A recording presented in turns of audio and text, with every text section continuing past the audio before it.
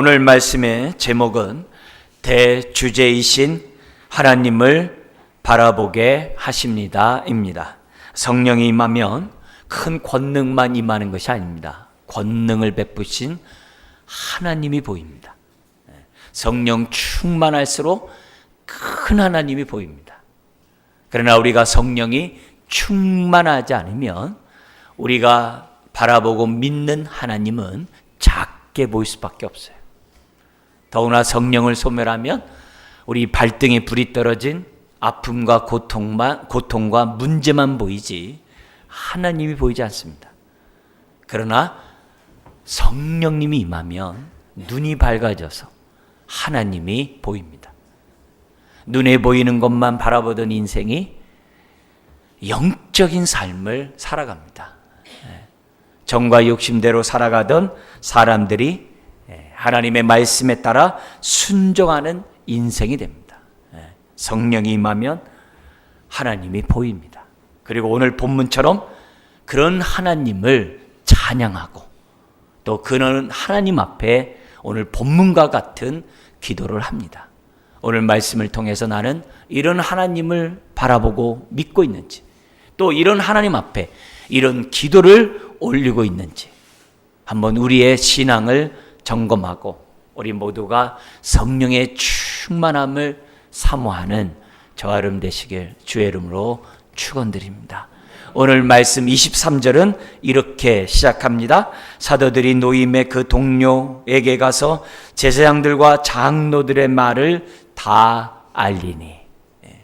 지금 베드로와 요한이 기도 시간에 기도하러 갔다가 40여 년 동안 나면서부터 한 번도 걷지 못한 사람을 일어나 걷고 뛰며 주를 찬양하게 했어요.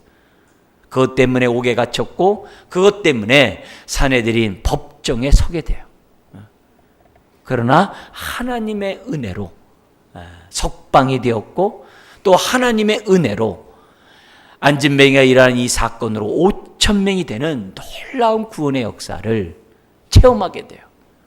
이런 일련의 그 모든 것들을 베드로와 요한이 주님의 제자들에게 소식을 알리자 제자들의 마음이 정말 하나님의 은혜로 충만하게 되었고 그들의 눈이 밝아지게 됩니다. 그것이 24절 이하의 말씀이에요.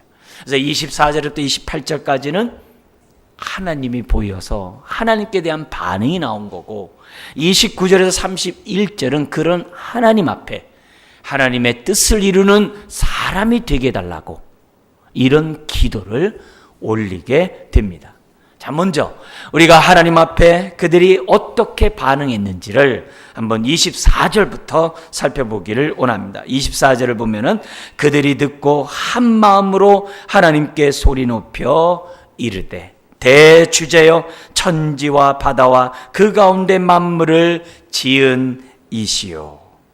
여러분, 그들이 베드로와 요한의 말을 듣는 그 순간에 하나님의 임재를 경험해요. 이제 성령이 함께 했다는 거죠. 하나님의 임재를 경험하는 그 증거가 뭐냐? 그들의 마음이 하나가 되었다 그래요.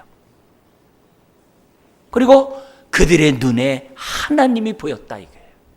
여러분, 성령이 임하면 마음이 하나가 됩니다. 그리스도의 십자가의 피로 한 몸 된 저와 여러분들이 하나가 되는 역사가 이루어져요. 언제나 성령이 임하는 곳에는, 하나님의 임재가 있는 곳에는 우리의 마음이 하나가 되어 있어요. 베드로와 요한의 그런 하나님의 구원의 역사를 들었음에도 불구하고 마음이 하나가 되지 않는다면 그건 잘못된 거죠. 항상 성령이 임하는 곳에는 마음이 하나가 돼요. 그리고 눈이 열려서 하나님이 보여요. 하나님이 보일 뿐만 아니라 그 하나님을 향하여 찬양을 하는데 어떻게 찬양하느냐?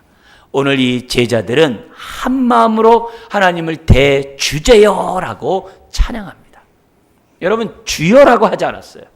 물론 로드라고 하는 주여라고도 얼마든지 찬양할 수 있죠. 근데 본문에서 대주제여라는 그 말은 주님과 같은 말입니다만 강조점이 달라요. 소유라는 그 단어가 강조돼요. 다시 말하면 하나님이 만물의 주인이라는 거예요. 모든 만물의 주인이라는 거예요. 그리고 이 만물은 하나님의 뜻대로, 이 세상은 하나님의 뜻대로 다 이루어진다라는 단어가 강조된 것이 대주제어라는 단어예요. 이 제자라는 단어도 제3제자를 써요. 하나님이 이 세상을 정말 창조할 뿐만 아니라 통치하시고 다스리고 하나님의 뜻대로 모든 것이 이루어진다라고 하는 그 표현을 담아서 하나님의 이름을 부르는 것이 대주제요. 하나님의 임재가 정말 느껴지자 그런 하나님 앞에 찬양하는데 그들이 한 마음으로 그들의 입에서 나오는 그 첫 마디는 대주제요 하면서 주의 이름을 높이고 있다는 겁니다. 자, 그렇기 때문에 오늘 이런 주여라고만 고백하는 것이 아니라 대주제어라고 하는 이런 메시지 속에서 다시 한번 저와 여러분들 또한 하나님을 찬양할 때 나도 주여라고만 하지 말고 대주제여, 이런 찬양을 저와 여러분들이 올려야 됩니다. 그러면서 대주제여라고 찬양하는 그 이유를 두 가지를 얘기를 해요. 두 가지를 얘기하면서 하나님에 대한 그 찬양의 그 내용이 그만큼 어떻게 돼요? 세분화돼요. 첫 번째는 왜 그들은 대주제라고 하는가? 24절에 나와 있는 것처럼 천지와 바다와 그 가운데 만물을 지으신 이시오, 즉 창조주이시기 때문에 제자들은 하나님을 향하여 대주제어라고 찬양을 하고 있어요. 여러분이 이 세상을 하나님으로부터 창조되었다고 말합니다. 저와 여러분들은 바로 하나님으로부터 지음을 받았다라고 지금 성경은 우리들에게 말씀하고 있어요.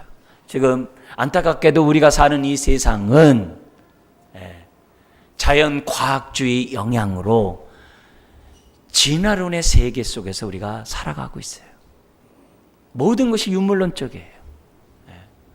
아메바로부터 지금 어떻게 돼요? 세상이 진화되어 가고 있다는 거예요.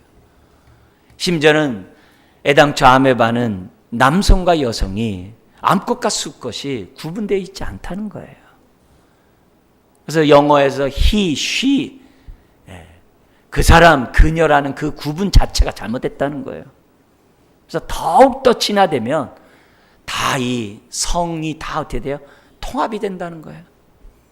그래서 영어에서도 he, she 그러지 말고 젠더의 제를 쓰자고 얘기를 하는 게 지금 우리가 사는 세상이에요. 지금 우리가 사는 이 세상은 다 유물론자들이 자리를 잡고 있고 이 세상이 다 그런 식으로 지금 다 어떻게 돼요? 사회 분위기가 돌아가고 있어요. 심지어는 이 유물론자들이 인권을 장착을 해가지고 지금 어떻게 돼요?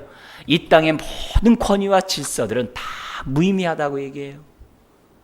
심지어는 성소수자들에게 인권이라는 미명하에 모든 복음을 다 거부하게 만드는 이런 사회 속에서 우리가 살아가고 있어요. 그런데 이런 세상 속에 살아간다 하더라도 성령이 임하면 하나님이 보이고 그 하나님이 세상을 창조하셨다는 사실을 깨닫게 돼요.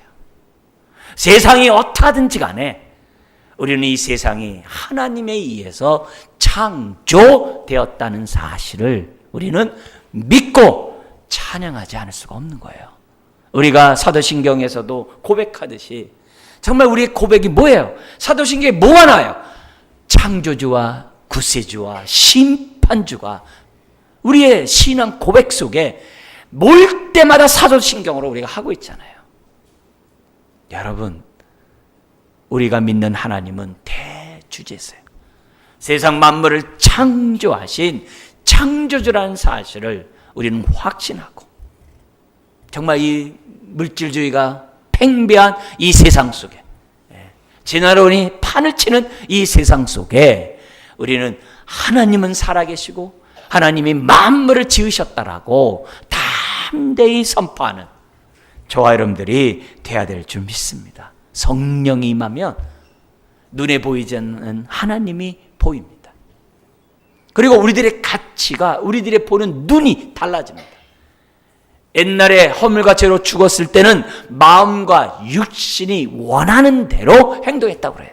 눈에 보이는 물질을 추구하면서 살았다고 해요. 근데 성령이 임하면 보이지 않는 하나님을 위해 삽니다. 나의 영혼이 잘 되는 그 길을 선택하면서 살아갑니다. 내 영혼이 잘 되고 범사가 잘 될 수 있는 그 방법이 다른 데 있는 것이 아니라 하나님의 말씀에 있다는 것을 깨닫고 말씀에 따라 살아가는 인생으로 바뀌어버려요.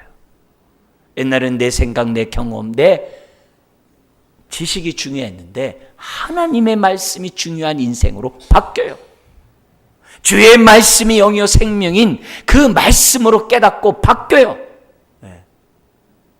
옛날에는 눈에 보이는 것을 추구했던 사람들이 하나님의 나라를 생각하며 살아가는 인생으로 가치관이 바뀌어요. 그래서 바울은 고린도후서 4장에 이런 얘기해요. 나의 겉사람은 후패하나 속사람은 날로 새롭도다. 비록 환난으로 인하여, 비록 어려운 일로 인하여, 고통스러운 일로 인하여 나의 겉사람은 후패해 가지만 오히려 나의 속사람은 오히려 하나님을 인하여 새롭다고 그래요.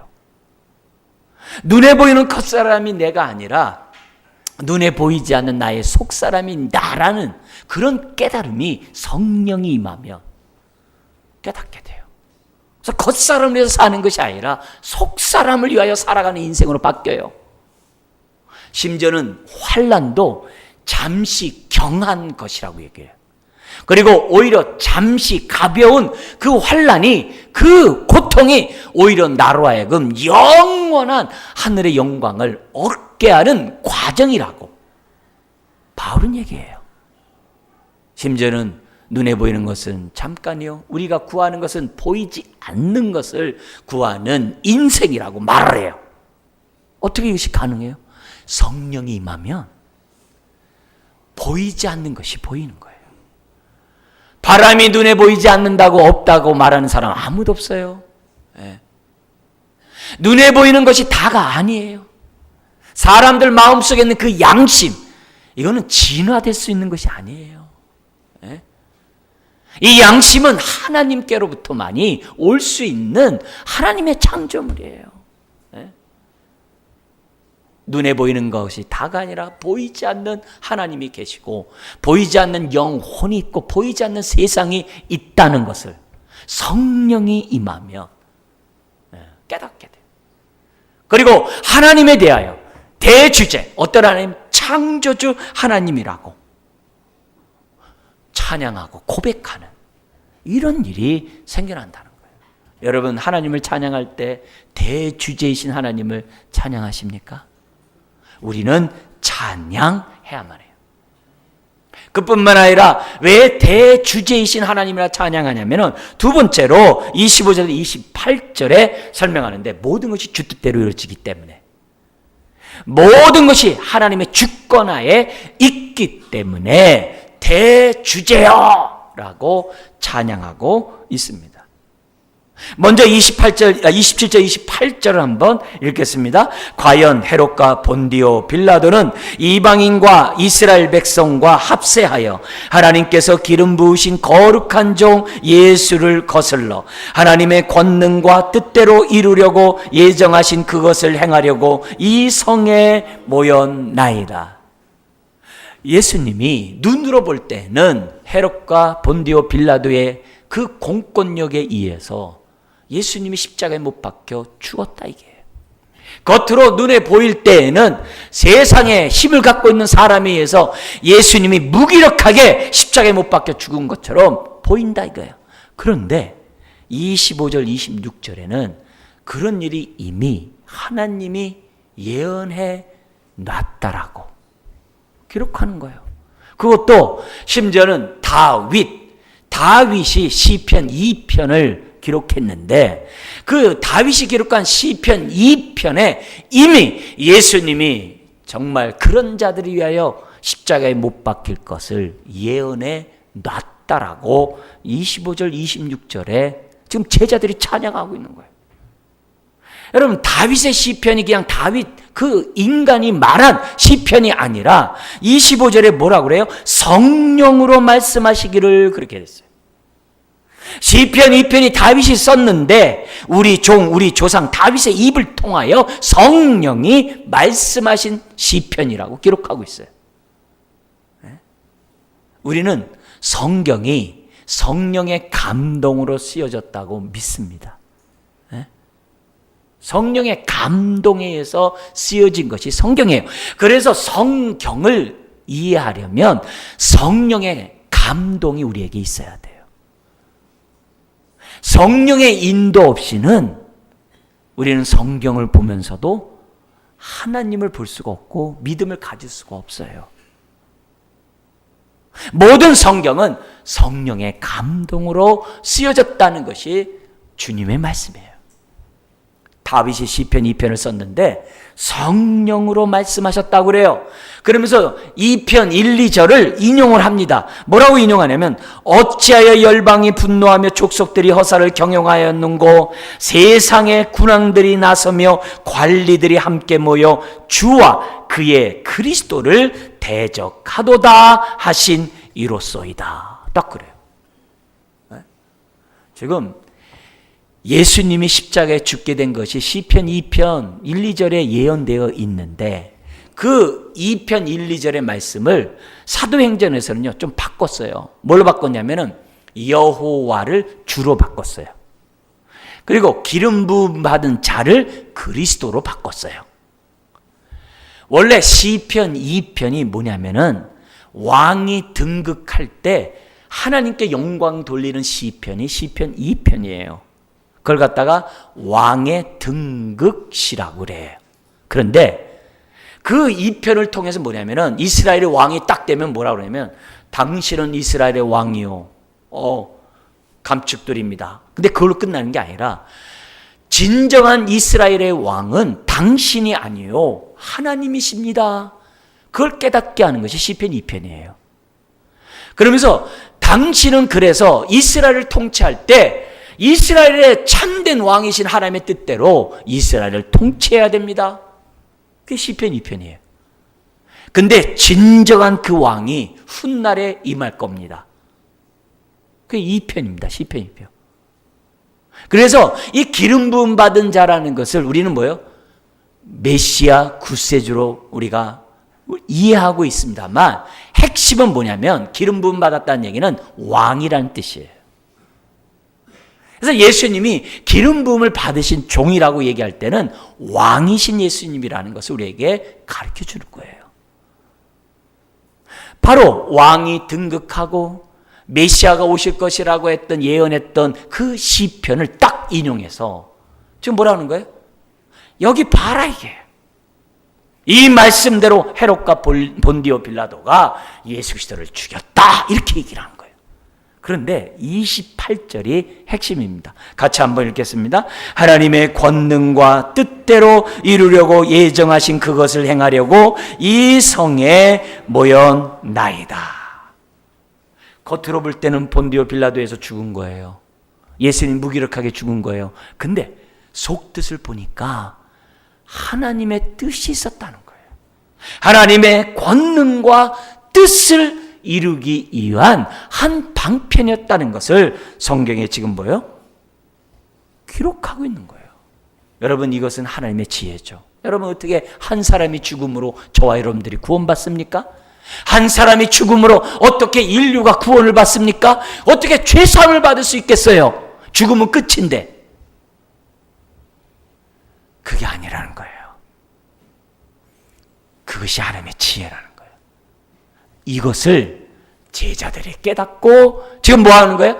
대주제이신 하나님께 영광을 올려드리고 있는 겁니다. 사랑하는 성도 여러분, 우리 하나님은 창조주로서 저 높고 높은 보좌에 앉아만 계신 분이 아니에요. 오늘 이 말씀 두 번째 찬양한 것처럼 모든 것이 하나님의 뜻 안에서 이루어지도록 권능 가운데 역사하신 분이라는 사실을 오늘 본문은 우리들에게 가르쳐주고 있는 거예요. 시편에 이런 부분들이 많이 나와 있어요. 150편까지 나와 있는 모든 시편들이 다 이걸 얘기해요. 뭘 얘기하냐면은 가장 대표적인 138편, 139편 같은 데 보면은 하나님 보좌에 앉아 계시는 것으로 끝나는 게 아니라 이 세상을 굽어 살피신다 그래요. 심지어 저와 여러분들을 아신다라고 기록하고 있어요. 네? 세상에 많은 사람은 우연히 이 세상에 던져진 존재라고 말들 해요. 네? 우연히 던져진 존재라는 거예요. 네? 참 얼마나 절망스러운 말입니까? 그죠? 그게 실존 철학자들이 늘 하는 말들이에요. 우연히 던져진 존재래요. 근데 우리의 인생이 자기가 보람있고 의미 있는 일 할 때 그것이 인생이 된다는 게 실존 철학자들의 얘기들이에요. 그런 생각이 우리나라에 지금 가득 들어 있어요.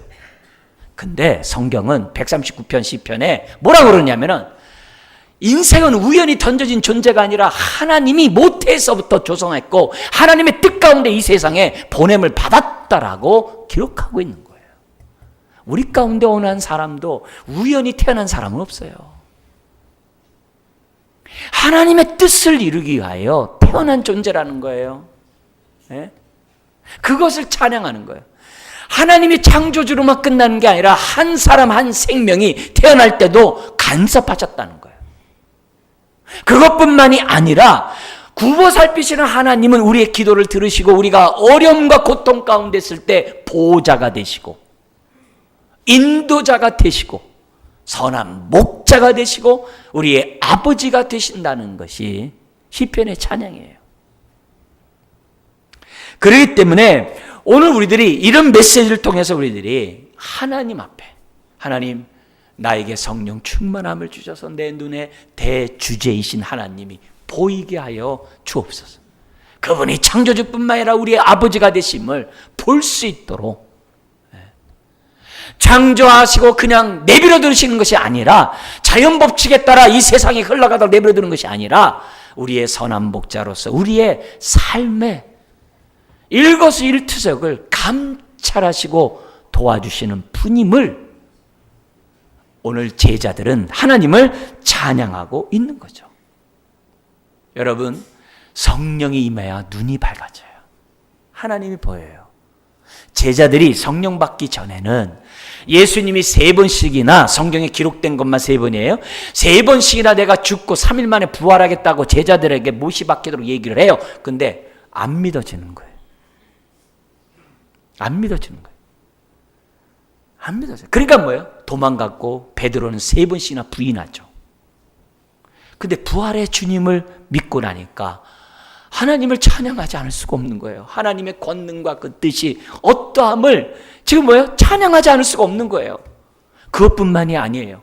그들이 성령을 딱 받고 나니까 예수님이 정말 죽으시기 전에 내가 아버지께로 가야 성령을 너희에게 보낼 것이다. 그렇게 말씀하셨던 그 말이 긴가민가 했는데 성령을 딱 받고 보니까 눈이 열리는 거예요. 그것도 예수님이 하늘 보좌 우편에 앉아 계신다는 사실을 영안으로 딱 보는 거예요. 스데반 집사는 돌 맞을 때 영안이 열려서 보좌에 서 계시는 예수님을 딱 보는 순간 그의 얼굴이 천사와 같이 바뀌었다고 그래요. 영안이 열리니까 돌을 맞아 죽는 그 고통의 순간에도 천사와 같이 바뀌었다는 거예요. 여러분, 신앙은 하나님이 보여야 신앙생활을 하는 거예요. 하나님이 안 보이면 우리의 경험과 지식으로 다 판단하고 행동하게 되어 있어요. 이렇게 하면 잘 될 것 같고 이렇게 하면 돈 벌 것 같고 이렇게 하면 성공할 것 같고 사람들은 그렇게 하면서 갑니다. 그럼 세상 모든 사람이 다 성공하겠죠. 네. 여러분, 그렇지 않습니다. 우리는 하나님이 보여야 돼요. 하나님이 보여야 우리의 삶이 하나님을 따라가는 그런 인생이 될 수 있다는 사실을 저와 여러분들이 잊어서는 않아요. 성령님이 임하면 이것을 깨닫게 해요. 지금도 하나님의 권능과 뜻대로 이루어진다는 것을 성령님이 깨닫게 하세요. 그래서 우리로 하여금 이 땅에 살아가면서 비록 우리가 어떻게 돼요? 이 세상의 여러 가지 일들을 하면서도 우리 마음속에서 뭐냐면 주님, 주기도문에 있는 것처럼 하늘에서 이룬 뜻이 나를 통해 이루어지기를 원합니다라는 그런 기도를 하나님 앞에 아뢰면서 저와 여러분들이 살아가게 되어 있어요. 오늘날도 믿는 사람들이 우후죽순처럼 생겨나고, 오늘날도 하나님의 뜻을 위하여 자기 삶을 헌신하는 사람들이 막 부리듯 일어나고 있고, 많은 사람들이 주님을 위하여 자기의 모든 것을 포기하고 때로는 양보하고 손해보면서 순종하고 있어요. 왜요? 성령님이 그의 마음을 열어서 하나님의 뜻을 이루는 인생이 되도록 그 마음을 감화감동시키니까 사람들에게 헌신하고 봉사하고 순종하고 자기의 삶을 드려나가는 거예요. 여러분, 성령 충만하기를 사모하는 저와 여러분 되길 주의 이름 부탁드립니다. 그래서 우리도 제자들처럼 대주제어라는 이런 찬양을 하길 바라요. 네? 우리의 믿음은 큰 믿음이 돼야 돼요. 성령이 임하면 큰 믿음을 가져요. 제자들이 풍랑이 있는 그 바다 속에, 주님은 배에서 주무시는데 괴로이 노를 저으면서 나중에는 자기네들이 안 되니까 주무시는 주님을 깨우는 거예요. 죽게 된 우리를 돌아보지 않으십니까? 그래서 막 깨웁니다. 그때 우리 주님이 바다를 잔잔케 하신 다음에 제자들 향해 뭐라고 그래요? 믿음이 적은 자들아 그래요. 믿음이 적다는 얘기는 무슨 말이에요? 예수님이 누군지 모른다는 얘기예요. 그만큼 그들의 눈이 밝지 않다는 걸 말하는 거예요. 오늘 우리가 내 발등에 불이 떨어진 문제 때문에, 삶의 정말 고통 때문에 왜 낙심합니까? 왜 두렵습니까? 믿음이 작기 때문에 그래요. 우리의 눈이 열리지 않았기 때문에 그래요. 성령 충만하지 않기 때문에 그래요. 충만하면은 풍랑이는 바닷속에서도 눈이 밝아지게 되는 거예요. 하나님이 함께하는 것을 우리가 볼 수가 있다는 거예요. 그래서 우리가 찬양할 때도 이야기 못해도 경배 찬양을 많이 하셔야 돼요.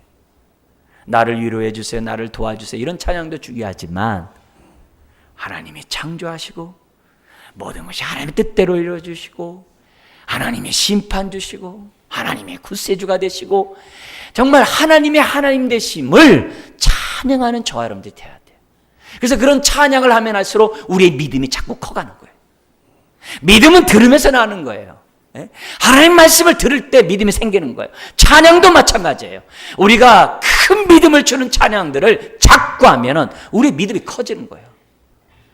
그렇지 않으면 우리의 마음이, 믿음이 쪼그라들어가지고 문제만 보이고 하나님은 안 보이는 거예요. 골리앗만 보이고 하나님은 안 보이는 거예요.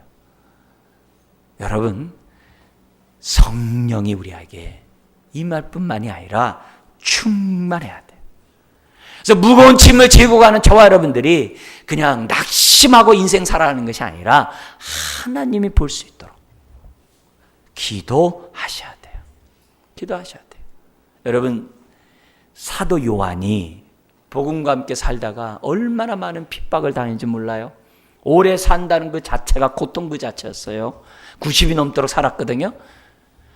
그러다가 밤모섬에 유배됐어요. 자기의 모습을 보더라도 정말 너무나도 고통스럽고 힘든 거고, 뿐만이 아니라 많은 성도들이 순교를 당하고 감옥에 갇히고 유리하는 그런 현실을 볼 때 사도 우리 요한의 마음은 너무나도 아팠어요. 그러나 밤모섬에서 그는 하나님을 본 자이기 때문에 기도를 합니다. 기도를 하는데 하나님이 눈을 확 열어줘요. 그게 요한계시록 4장 5장이에요. 영광의 주를, 보좌에 앉으신 영광의 하나님을 딱 보는 거예요. 딱 보니까 어떻게 해야 돼요? 모든 것이 하나님의 뜻대로 이루어진다는 사실을 다 어떻게 돼요? 하나님께로부터 듣게 되는 거예요. 그러니까 요한이 어떻게 돼요? 그런 환난과 순교와 고난이 아무 문제가 되지 않는 거예요. 하나님이 보는 그 순간에 그는 어떻게 돼요? 모든 두려움과 걱정은 다 내려놓고 오히려 죽으면 죽으리라 하면서 복음을 위해 살았던 것을 보게 돼요. 사랑하는 성도 여러분, 하나님이 보이셔야 돼요. 오늘 이처럼 예배를 드리고 정말 이 자리에 나와 있어도 하나님이 보이지 않으면 우리는 마당만 밟고 가는 사람이에요.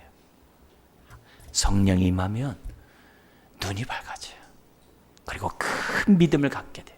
찬양을 하더라도 큰 찬양을 해요. 대주제요. 네. 모든 것에 창조주요 주인이시요 주님의 뜻대로 역사하시는 하나님이요 모든 것이 주의 뜻대로 이루어지나이다 하면서 할렐루야 하는 거예요. 그러니 이런 찬양을 하는 사람이 주의 뜻에 내 인생 안 맡기겠어요? 이렇게 찬양하는 사람이 그 말씀에 내 삶을 드리지 않겠어요? 하나님 나를 사용해 달라고 기도하죠. 자, 그러면서 두 번째로 나오는 것이 찬양과 함께 따라 나오는 것이 자연스럽게 기도겠죠. 그게 29절 30절이에요. 두 가지 기도를 올려드립니다. 첫 번째 기도 29절입니다. 읽겠습니다. 주여 이제도 그들의 위협함을 굽어 보시옵고 또 종들로 하여금 담대히 하나님의 말씀을 전하게 하여 주시오며. 지금 예수님을 죽였던 그런 막강한 공권력이 여전히 뭐예요? 제자들에게 임하고 있다는 거예요. 그 위협함이 있다는 거예요. 여전히 이 땅에 고난이 있다는 거예요. 아픔이 있다는 거예요. 슬픔이 있다는 거예요. 위협함이 있다는 거예요. 근데 이 제자들은 하나님이 딱 보니까 뭐라 그래요? 이것 좀 없애주세요. 그런 기도 안 한다는 거예요. 광야길을 가면서 겪는 그 많은 그 고통을 광야길 좀 없애주세요. 그렇게 안 한다는 거예요. 오히려 무슨 기도예요? 위협함에도 불구하고 우리로 하여금 두려워하지 않고 낙심하지 않고 담대히 하나님 말씀 전하게 하여 주옵소서. 주님의 가신 길 따라가게 해달라는 거예요. 주의 뜻을 이루는 자가 되게 해달라는 거예요. 하나님의 뜻을 이루어지는 그런 도구가 되도록 하나님 자신을 지금 사용해달라는 거예요. 하나님이 보이니까 하나님의 뜻대로 내 인생 살고 싶다라고 기도하고 있는 거예요. 여러분, 하나님이 보이면 골리앗은 안 보이는 거예요. 하나님이 보이면 위협함은 안 보이는 거예요. 하나님이 보이면 그런 가운데서도 내가 어떻게 행동하는 것이 하나님이 기뻐하는지를 지금 깨닫게 되는 거예요. 많은 슬픔과 상처와 많은 여러 가지 내 고통스러운 것들이 나를 짓누르는 것이 하나님의 뜻을 해방하지 못한다는 거예요. 내 인생이 하나님의 뜻대로 살아가는데 방해되지 않는다는 거예요. 가난이, 병이, 많은 고통이 문제가 되지 않는다는 거예요. 오히려 병 가운데서도 주의 뜻대로 살고 실패 가운데서 주님 뜻대로 살고 내가 병 가운데 있다 할지라도 주님 뜻을 이루려고 하고 내가 연약한 가운데서도 나를 통해서 주의 뜻이 이루어지기를 바라는 그런 인생이 된다는 거예요. 여러분, 아담이 범죄한 이후로 이 땅에는 정말 사탄이 판을 쳐요. 악의 무리가 판을 쳐요. 헤롯과 본디오 빌라도가 오늘날에도 많아요. 오늘날에도 여전히 헤롯과 본디오 빌라도는 여전히 힘을 발휘하고 있는 세상이에요. 근데 우리는 생각할 때 이렇게 생각할 수 있어요. 아니, 하나님 창조주시고 모든 것 뜻대로 하시는 권능의 하나님이면 좀 그런 사람들 확 지옥에 가버리게 하면 얼마나 좋아요. 이렇게 생각해요. 하나님, 내가 하나님 앞에 원망과 짜증 내기 전에 반석에서 물이 먼저 팍팍팍 나오게 해가지고 할렐루야 하게 하면 얼마나 좋아요. 꼭 낙심하고 시험에 들게 하고 넘어지게 한 다음에 하나님이 물 나오게 하고 도와주고 우리가 하나님 앞에 회개케 만들고. 여러분, 그래서 성령 받아야 돼요. 그래서 우리가 은혜를 받아야 돼요. 원망의 원자가 나오는 인생이 되지 않도록 하기 위해서 우리가 성령 받아야 되는 거예요. 하나님의 은혜를 구해야 되는 거예요. 심지어는 예수님이 이렇게 얘기해요. 농부가 와서 얘기를 해요. 아유, 가라지가 났는데 뽑을까요? 그러니까 우리 주님이 뭐라 그래요? 뽑지 마라. 뽑으면 알곡이 다칠까 염려된다는 거예요. 왜냐하면 중동의 이 가라지는 알곡의 뿌리에 이렇게 기생하면서 자라나요. 우리나라와 달라요. 깐부기 뽑듯이 이렇게 뽑을 수가 없어요. 가라지를 뽑는 순간에 알곡도 뽑히게 돼 있어요. 그러니까 주님이 내비두라는 거예요. 알곡이 다친다는 거예요. 우리가 사는 세상에 보면요, 나랑 가장 가까이 나를 괴롭게 하는 많은 고통들이 나와 엉겨서 정말 있는 것이 우리들의 현실이에요. 우리의 가장 고통 주는 것이 나랑 같이 엉켜 있는 것이 우리가 사는 세상이에요. 여러분, 그것을 제거하는 게 능사가 아니에요. 그런 가운데 하나님이 나와 함께하는 것을 볼 수 있는 저와 여러분들이 돼야 되는 거예요. 그러면 우리는 아무리 가라지가 있어도 우리는 상치 않는 상함을 당치 않는 은혜를 덧입게 하는 것이 하나님의 능력이고, 그렇게 함으로 사람들이 하나님 살아있네, 하나님이 저와 함께하네, 하나님이 진짜 역사하네 라는 것을 옆에 사람들에게 보여줘야 한다는 거예요. 가라지가 있는데 어떻게 열매를 맺어요? 많은 슬픔이 있는데 어떻게 할렐루야 찬양을 해요? 나에게 무거운 짐이 지금 짓누르고 있는데 어떻게 그 가운데 마음의 평강을 얻어요? 근데 가장 가까운 가정에서부터 나의 이런 신앙을 보고 하나님을 보는 거예요. 그것이 하나님의 뜻이에요. 가장 고통의 현장에서 사람들이 나를 괴롭히는 사람이 나를 통해 하나님을 보게 하는 것이 하나님의 뜻이에요. 이런 기도를 지금 뭐예요? 하나님 앞에 올려진다. 하나님이 보이지 않으면 29절과 같은 이런 기도를 할 수가 없는 거죠. 오늘날도 많은 사람들이 우리를 짓눌러요. 여러분, 우리는 복음을 부끄러워하는 자가 아니라 복음을 수치스럽게 생각하는 자가 아니라 우리는 이 제자들처럼 담대히 하나님 말씀을 전하게 해주어달라. 전하게 주옵소서. 그래서 우리가 기회를 사야 돼요. 기회를 사야 돼요. 여러분, 이 손흥민 같은 선수는 어떻게 돼요? 얼마나 골을 집어넣으려고 막 이리 뛰고 저리 뛰고 막 하는지 몰라요. 그러다가 그냥 골을 갖다가 한 골만 집어넣으면 그냥 영웅이 되는 거예요. 남자들은 축구 얘기가 지금 열받아가지고 지금 설교가 안 들어올는지 모르겠어요. 호날두 때문에 아주 다들 남자들 열받아가지고 어떨는지 모르겠습니다만 어쨌든 어떻게 돼요?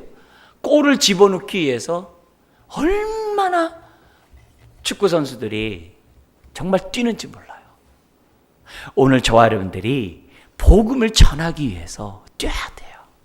기회를 사야 돼요. 그리고 보여줘야 돼요. 가라지가 있음에도 불구하고, 나를 짓누르는 고통이 있음에도 불구하고 어떻게 믿음의 삶을 저렇게 살아가고 있는지를 보여줘야 돼요. 특별히 자녀들에게. 고난 속에 낙심해 보세요. 자녀들은 믿음 안 가져요. 고난 속에 근심해 보세요. 자녀들은 믿음 안 가져요.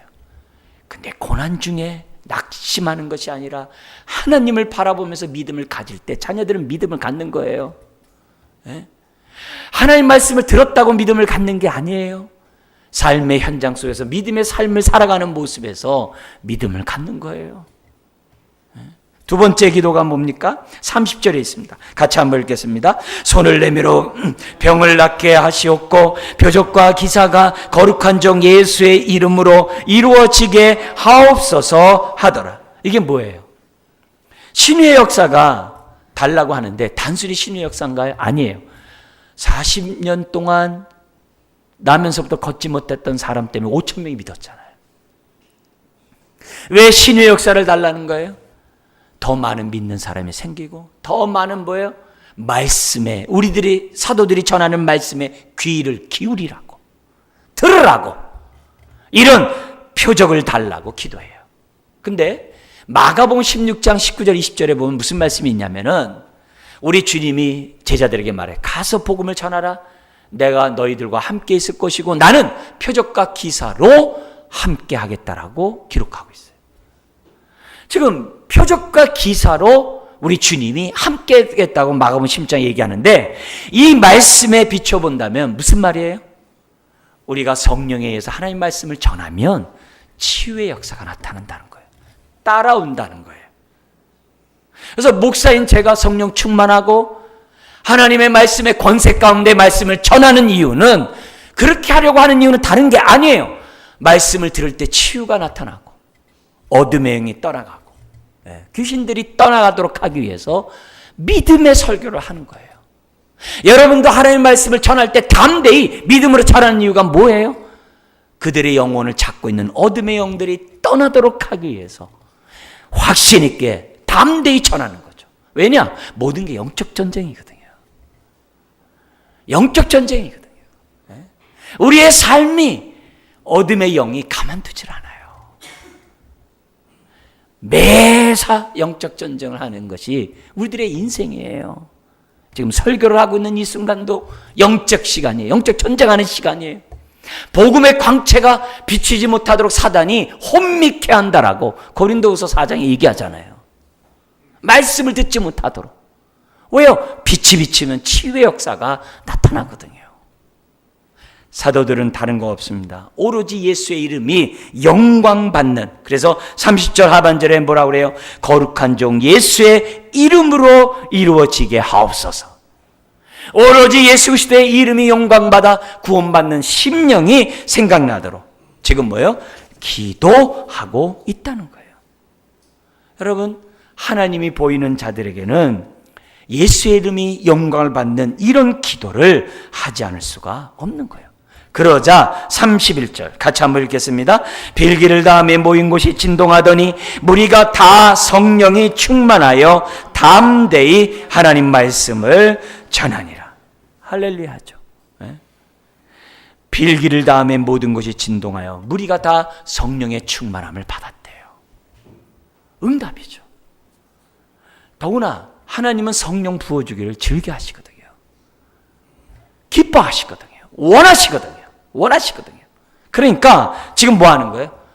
하나님의 그 뜻이 마음을 열고 성령을 사모하는 자들에게 이 마음으로 그들이 뭐 했다는 거예요? 말씀을 전하니라.